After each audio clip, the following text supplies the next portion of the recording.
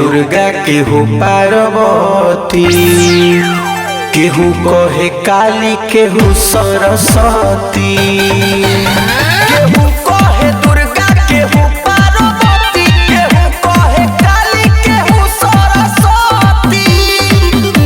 की जिंदगी से हारल बानी मोरी मैया, ई जिंदगी से हारल बानी मोरी मैया। तू बेटवा के पार लगा दो ई नैया।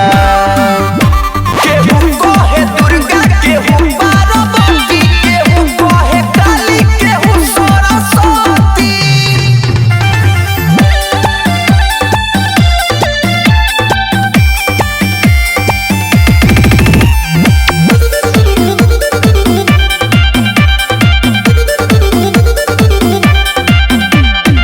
शारदे मैया करी उपैया, अपना आंचल में दे दी न छैया।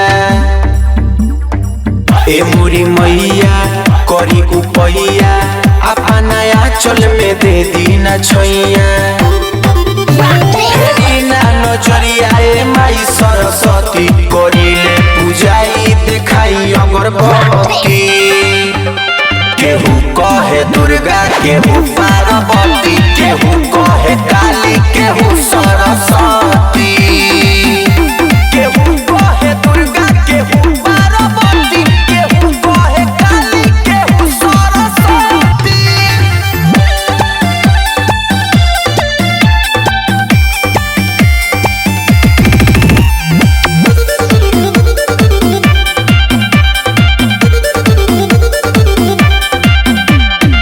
यादव राजन लिखे भजनिया, शुभम रंगीला के भाई है कहानिया।